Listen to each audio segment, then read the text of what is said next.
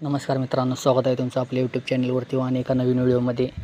तर मित्रांनो, टायटल आणि थंबनेलवरून तुम्हाला समजलं असेल की आजच्या या व्हिडिओचा आपला मुद्दा काय असणार आहे.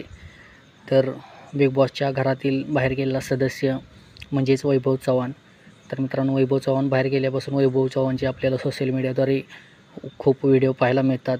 तर कसले व्हिडिओ? तर मित्रांनो, वैभव चव्हाण बाहेर गेल्यापासून खूप लोकांनी त्याचे इंटरव्ह्यू घेतलेले आहेत.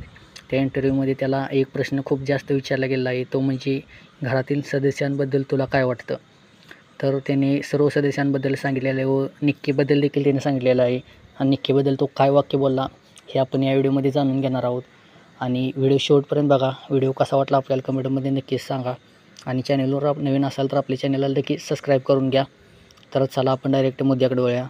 तर सर्वजण तुम्ही इंटरव्ह्यू पाहतच असाल, पण हा इंटरव्ह्यू पाहिला का नाही तुम्हाला मला माहीत नाही, पण मी तुमच्यासाठी खास हा व्हिडिओ छोटासा घेऊन आलेलो आहे की वैभव निक्कीबद्दल काय बोलला. तर एका इंटरव्ह्यूमध्ये वैभवला विचारले गेले की निक्कीबद्दल तुम्हाला काय वाटतं, म्हणजे निक्कीला बघून तुम्हाला काय वाटतं. तर असा प्रश्न त्याला विचारला गेला आहे. त्याने खूप सारे उत्तरं दिली.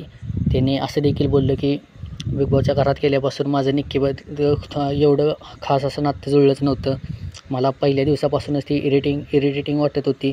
जसे रितेश भाऊ बोलले तसेच तोही बोलला. आणि जेव्हा बिग बॉसच्या घरात इरिनाबरोबर तिचे भांडण झाले तेव्हा वैभवने देखील इरिनाकडून स्टँड घेतला व निक्कीसोबत भांडला. तर निक्कीवर आणि निक्कीचं आणि वैभवचं आपल्याला त्या घरात खूप मोठं भांडण पाहायला मिळालं. त्याच्यामुळे वैभवला देखील निक्की इरिटेटिंगच वाटते आणि खूप काही असं इंटरव्ह्यूमध्ये तो बोलला. आणि सूरजबद्दल असेल, DP दादा असतील, अरबाज असेल, या सर्व सदस्यांबद्दल तो खूप काही बोलला. तर हा व्हिडिओ कसा वाटला आपल्याला कमेंटमध्ये नक्कीच सांगा. व्हिडिओला लाईक करा, शेअर करा आणि आपल्या चॅनलला नवीन असेल तर चॅनलला नक्कीच सबस्क्राईब करा. असेच नवनवीन अपडेट आपण तुमच्यापर्यंत घेत येत राहू. धन्यवाद.